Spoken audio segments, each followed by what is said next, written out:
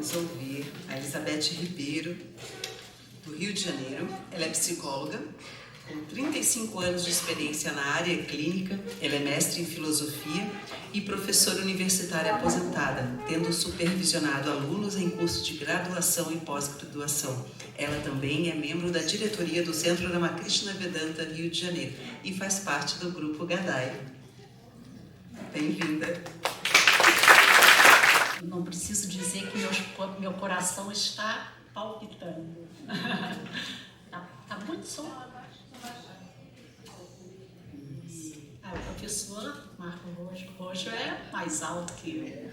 Então, eu não preciso dizer que meu coração está palpitando de alegria, de felicidade por estar aqui.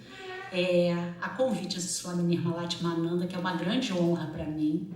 Ele me deu a tarefa e eu tomo como uma grande tarefa falar para vocês sobre saúde mental.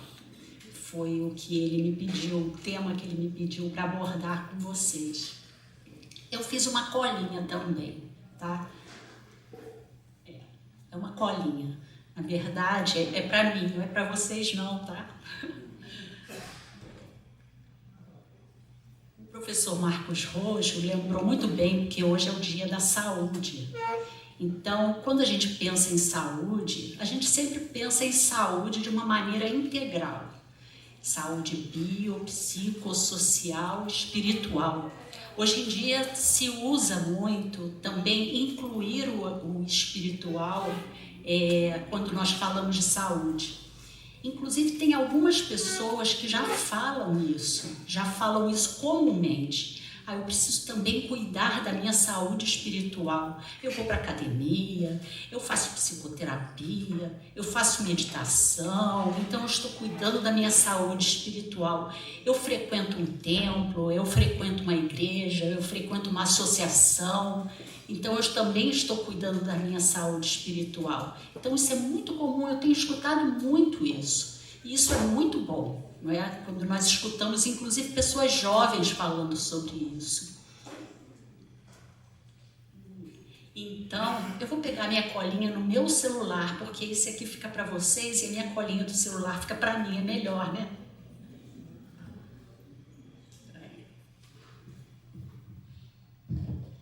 Vocês não sabem, gente. Sabe quem fez esse slide lindo? Foi o Vitor.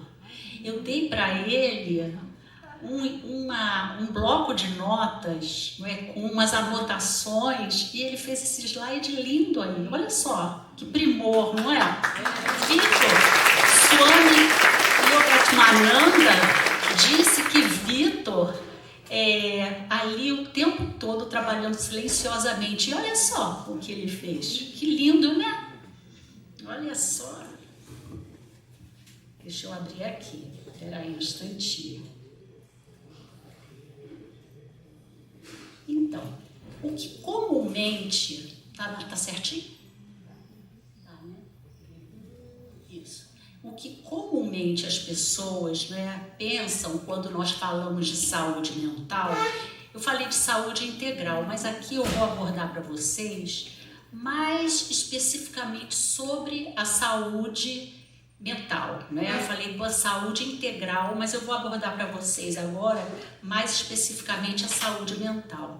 Então, quando nós falamos de saúde mental, geralmente se fala em quê? Se fala em ter hobbies, se fala em relaxamento, por exemplo, se fala no cultivo de uma amizade, se fala no cultivo das redes de relacionamento.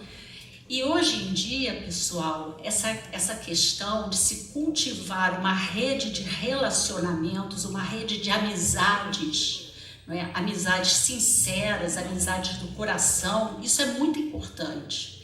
Vocês sabem que isso aparece assim no top, não é? Quando se fala de saúde emocional, quando se fala de saúde mental, isso aparece no top, não é? As pessoas que têm uma rede de relacionamentos, as pessoas que têm amizades sinceras, as pessoas que sabem se relacionar com o outro de uma forma aberta, não é? como sua irmã Latimananda falou, de uma forma, com uma mente aberta, essas pessoas tendem a ter mais saúde mental. Essas pessoas tendem a ter uma vida mais plena. Então, nós precisamos aproveitar muito esse nosso convívio, porque isso nos fortalece, né? Fisicamente, psicologicamente, socialmente, essa rede de relacionamentos que a gente forma. Então, isso é uma coisa muito importante para a nossa saúde.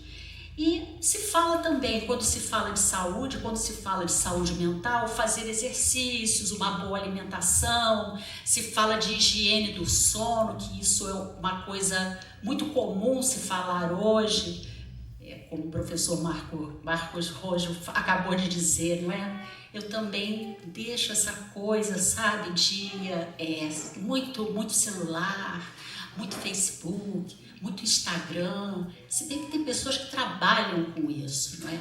Mas as pessoas que trabalham com isso precisam ter, inclusive, uma autoconsciência bem aguçada, porque essa é uma situação que provoca uma coisa que todos vocês devem saber, e que eu vou perguntar a vocês: qual é o maior obstáculo para a nossa saúde mental hoje em dia? O que acontece com as pessoas? Qual é o grande vilão? Vocês teriam uma resposta para me dar? A ansiedade. É verdade. Nós estamos vivendo um mundo muito ansioso. Isso é um obstáculo muito grande para a nossa saúde mental. É um mundo ansiogênico. Então, vocês podem observar que quanto mais rápida as coisas são, mais as pessoas tendem a querer mais rápido. Ela fica assim apertando, ela quer mais rápido. Imagina isso na cabeça das crianças. Imagina isso para as crianças. Imagina o desafio que os pais têm hoje em dia com as crianças. Então, isso, hoje em dia, tem sido o maior vilão para a nossa saúde mental. Todos vocês concordam com isso? Então a gente precisa ter formas de quê? A gente precisa ter formas de lidar com essa ansiedade. Porque a gente está no mundo, a gente está nesse mundo, e esse mundo moderno, contemporâneo, com todos os seus desenvolvimentos tecnológicos, eles incrementam cada vez mais isso. Então, a gente precisa ter jeito de lidar com isso. A gente precisa ter jeito de manejar, de gerenciar a ansiedade. Então, coloquei ali para vocês, né? O maior inimigo da saúde mental, a ansiedade. Agora, vocês sabem que existe uma diferença entre medo e ansiedade? Existe uma diferença entre medo e ansiedade. Medo diz respeito a uma coisa assim concreta, não é? Por exemplo, quando uma criança coloca assim o dedinho lá na tomada e ela sente que deu choque, ela ficou com medo. A mãe fala assim: poxa, eu falei para você, não coloca o dedinho lá na tomada. Mas ela foi, porque a criança é curiosa, né? Então ela foi, Então o medo, né? O aprendizado do medo é uma coisa que de alguma forma nos protege. Ela não vai mais colocar o dedinho na tomada. Isso é uma coisa que o ser humano, ele de alguma forma, ele está aparelhado com o medo, tá? Vou explicar isso direitinho para vocês. Existe um aparelhamento, é uma espécie de uma defesa. Você sabe que se você for naquele lugar ali existe uma precipitação, e se você der um passo além, você cai ali naquela precipitação. Então, esse medo, ele de alguma forma ele nos protege, tá? Agora, a questão é quando esse medo se transforma em ansiedade, porque aí ele se transforma, quando os swamis falam de nós sabermos lidar com o medo, eles na verdade estão falando do medo neurótico, tá? Então, o medo neurótico a gente pode chamar de ansiedade. Ansiedade é sempre aquela coisa que a gente fica antecipando. Mas o que acontece?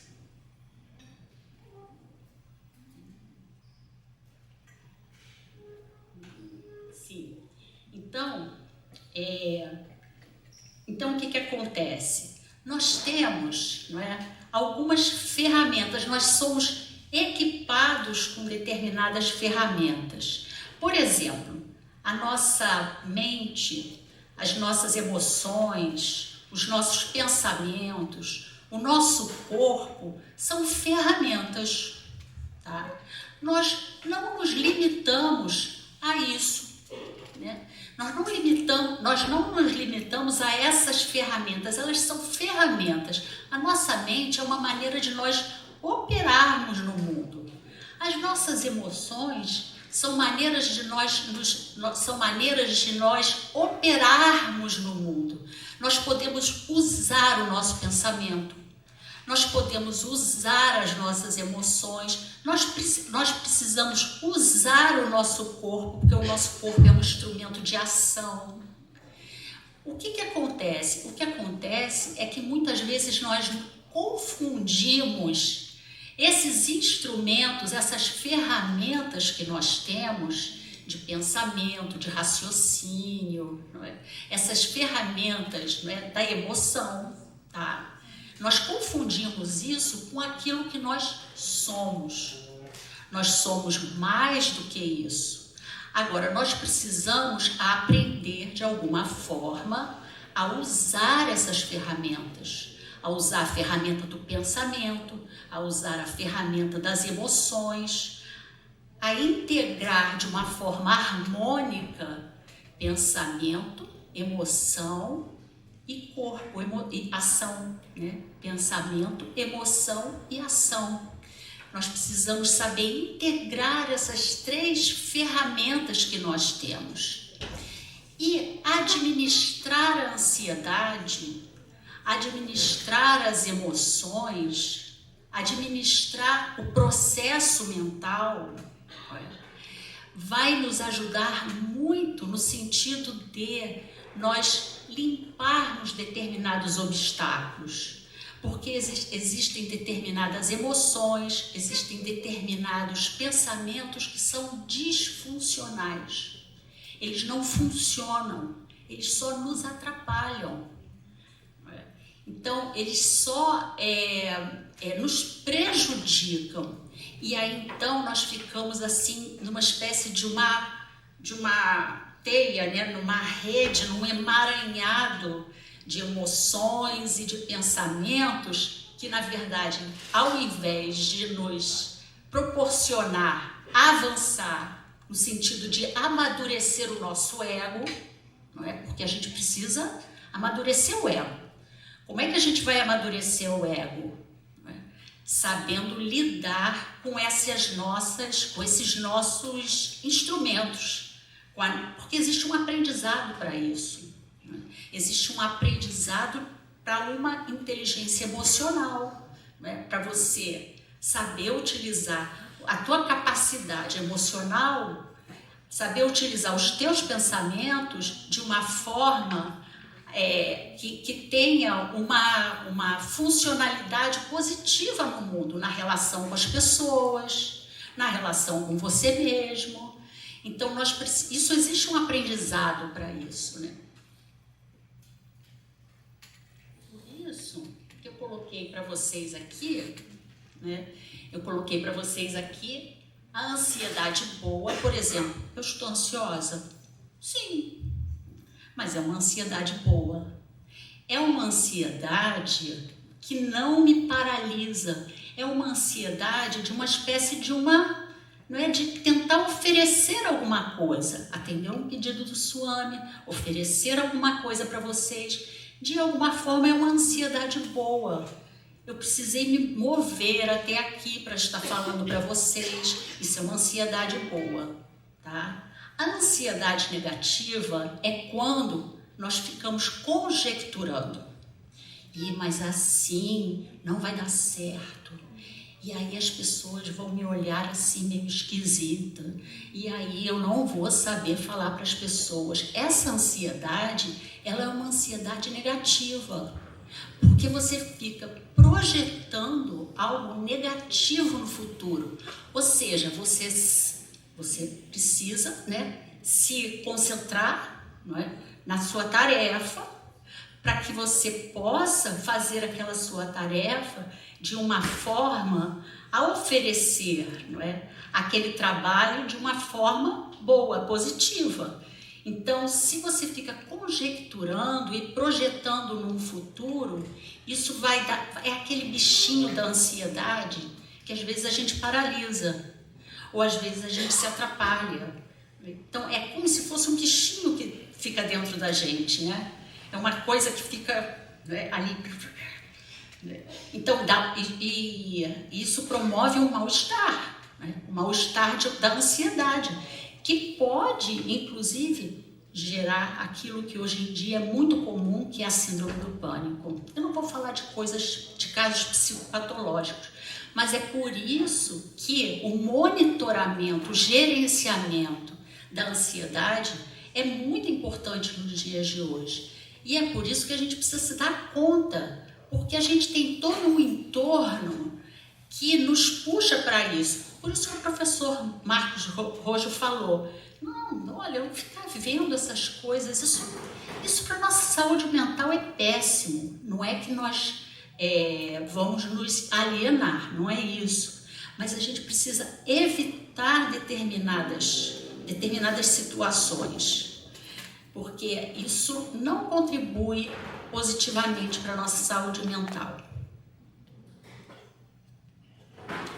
Então, a ansiedade ruim, a ansiedade má, é o estresse. Acúmulo de ansiedade gera o quê? Gera estresse. E aí, quando chega num determinado nível, num determinado grau de estresse, e a pessoa não se deu conta daquele processo que levou ela até aquela situação, e aí, às vezes, quando a pessoa precisa fazer um tratamento mais sério, né? Então, podemos manejar, monitorar, gerenciar a ansiedade. Fazendo yoga também, pode ser. Fazendo yoga também é uma coisa que dá muito certo. Agora, nós podemos fazer também um exercício que é um exercício que começa quando nós nos levantamos, que é o seguinte, é você exercitar um processo de conscientização. O Swami Atmajananda disse numa das palestras dele, numa das falas dele, em Mindfulness.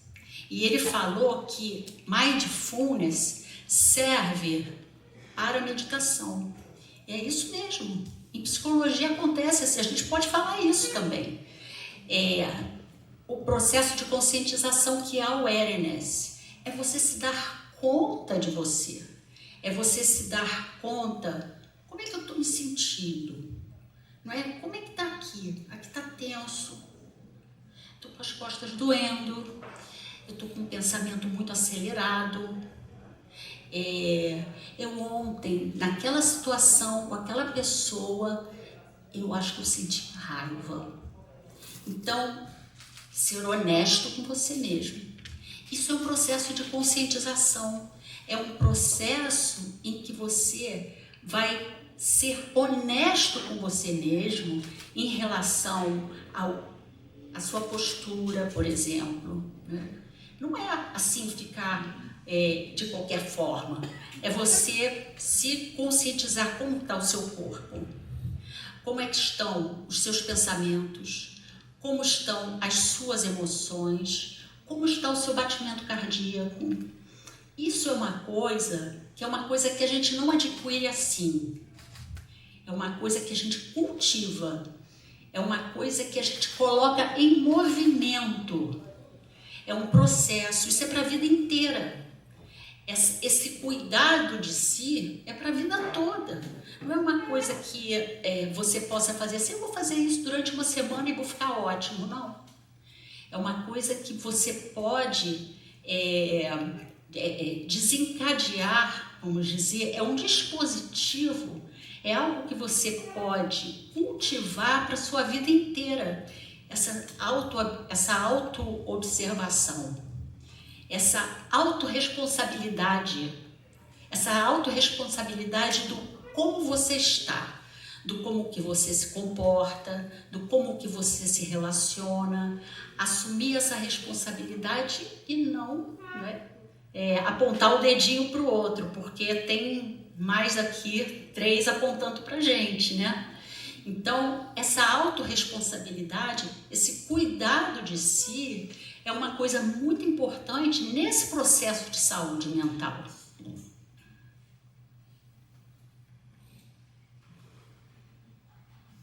Isso. Processo de conscientização, awareness. Não foi, Sônia? O senhor falou sobre isso, não é, Sônia? Awareness. Corpo, emoções, pensamentos, como estou me sentindo, como estou me relacionando. E aí, então, tem uma coisa muito interessante que vocês podem fazer a nível prático. Vocês podem fazer um diário das emoções, um diário dos sentimentos. Vocês podem, assim, à noite, como que eu me senti hoje? Que emoções que eu senti hoje? No relacionamento com aquela pessoa no trabalho, como foi? Eu acho que eu fiquei com inveja quando o chefe, a chefia chamou meu colega e não me chamou. Assumir a responsabilidade sobre isso. E investigar. O que aconteceu? Por que eu fiquei tão mexido com isso? Então, esse processo vai ajudar você a se dar conta da sua vida emocional, da sua vida, do seu funcionamento psíquico. Quais são os seus pontos fracos, vamos dizer assim? Quais são os gatilhos? Porque tem coisas que desencadeiam em você, que servem como gatilhos e desencadeiam em você determinadas estados internos. Então você pode fazer isso. Você pode fazer um diário das emoções. À noite você vai e escreve. Eu senti isso naquela relação, com aquela pessoa. Eu senti essa emoção com aquele amigo. Ao final da semana, você pode analisar. Você pode analisar e você pode tentar melhorar isso. Você vai se dar conta do seu funcionamento, quais são as suas distorções, quais são as suas distorções cognitivas, quais são as suas distorções de pensamento, quais são as suas distorções no relacionamento com outras pessoas, com seus pares, com seus colegas. Isso é uma forma de cuidado de si. Isso é uma maneira de você tomar responsabilidade sobre si mesmo. Então, eu tenho esse convite para vocês, né? Que vocês possam, de alguma maneira, isso é uma coisa assim, isso dá trabalho, né? Todo dia anotar, dá trabalho. Mas isso ajuda muito, no trabalho nosso, no processo nosso de meditação. Ajuda muito. Por quê? Porque de alguma forma, quando você assume essa responsabilidade e coloca no papel, meio que limpa.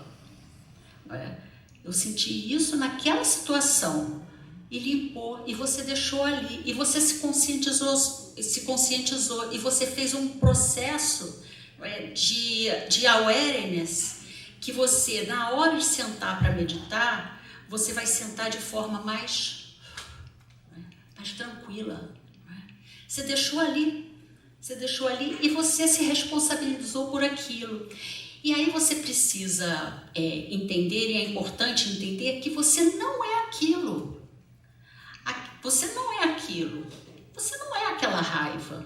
Aquilo é uma distorção, aquilo é um pensamento, uma emoção ou um sentimento que é distorcido em relação a alguma realidade. Você não é aquilo. E aí aquilo fica no papel. Mas ao mesmo tempo você passa a conhecer essas suas distorções. E aí então isso vai ajudar tremendamente, não é? Isso me ajuda muito, não é? Isso ajuda tremendamente no momento em que vocês sentam, não é? Para fazer a oração de vocês, ou para ler alguma literatura espiritual, ou então sentar para meditar. Isso vai ajudar tremendamente vocês.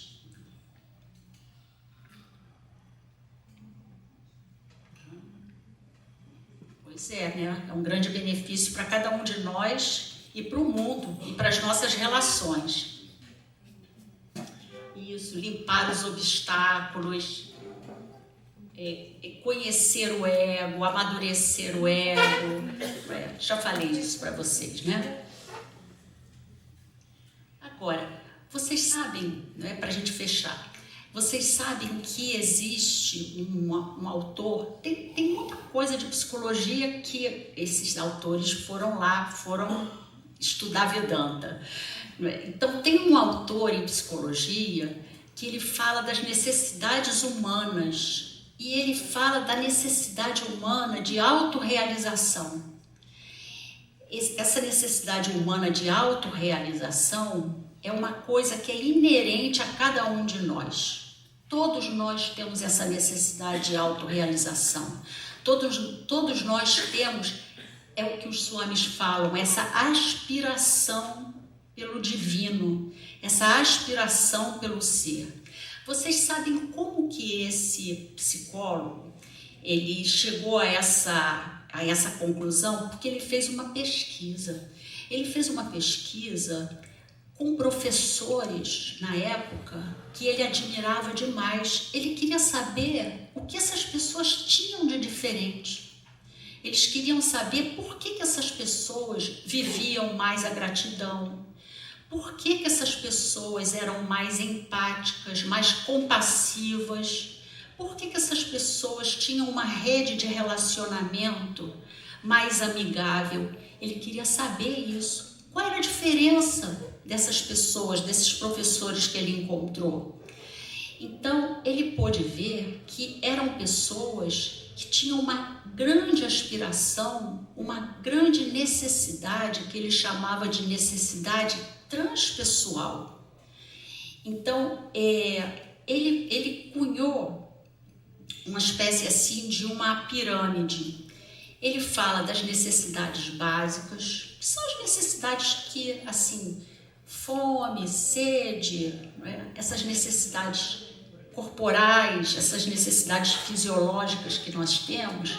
Ele fala das necessidades de estima, de ser reconhecido. Ele fala das necessidades de segurança social. Mas ele fala também dessa necessidade, dessa aspiração do ser humano pela realização, pela transcendência, pelo transpessoal, aquilo que transborda a esse limite do corpo, a esse limite das emoções, a esse limite de determinados pensamentos, isso que transborda. E ele encontrou isso nesses professores, por isso que ele falou dessa pirâmide, essa pirâmide das necessidades da autorrealização, de se ter um sentido maior na vida. Então, quando nós administramos, quando nós temos esse cuidado de si, no sentido de nos responsabilizarmos pelas nossas emoções, pelos nossos pensamentos, gerenciar essas emoções, a gente pode de forma muito melhor, alcançar, entrar num processo, que isso é um processo, entrar num processo dessa necessidade transpessoal, que eles chamam de necessidade transpessoal. Então, se dá isso de uma forma muito mais fluida, muito mais fácil quando a gente faz isso. Para a gente viver, para a gente alcançar, entrar nesse processo de uma autorrealização, a gente precisa de alguma forma limpar, fazer essa limpeza.